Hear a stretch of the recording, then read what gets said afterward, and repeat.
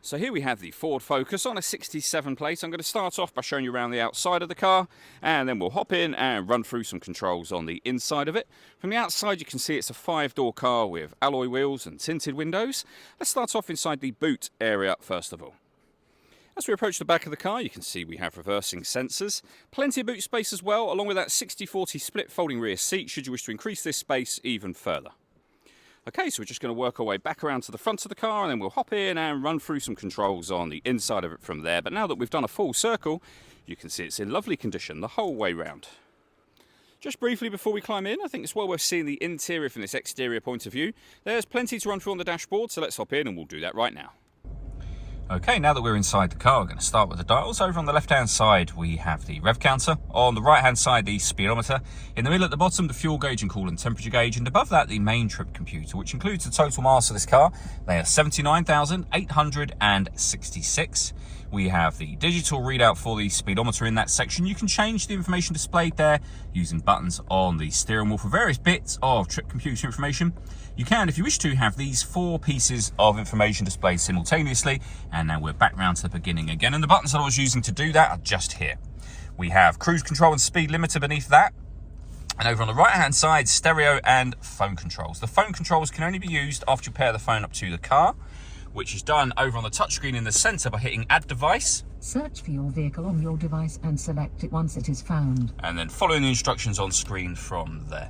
This car's got satellite navigation, as you can see.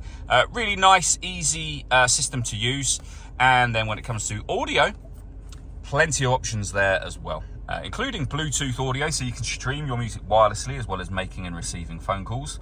This car also has the ability to plug in USB devices, and they'll appear up here as further options should you plug something in. Below that we have the CD player, main volume for the stereo, and some physical buttons there for your stereo as well, as you can see. And then dual zone climate control, so you can adjust the passenger and driver temperature. You can increase and decrease the fan speed. You can determine what direction you'd like the air to be distributed in. The air conditioning is on at the minute. That'll off, back on again. Or you can hit auto. In doing so, the car will now maintain the temperatures you've asked for by taking full control of the fan speed and direction of the air for you.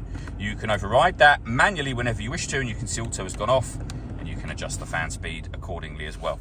We have our USB input beneath that, a 12-volt charging socket. We can turn off the stop and start. This car is designed to cut out when it's stationary in traffic to save you fuel.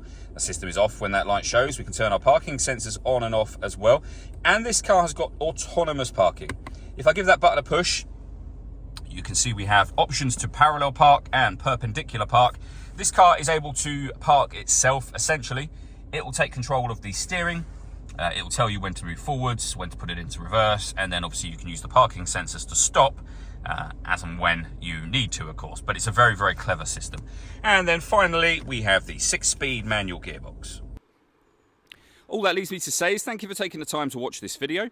If you'd like to come and see the car in person and have a test drive, please feel free to give us a call here at Surrey Specialist Cars. We'd love to hear from you soon.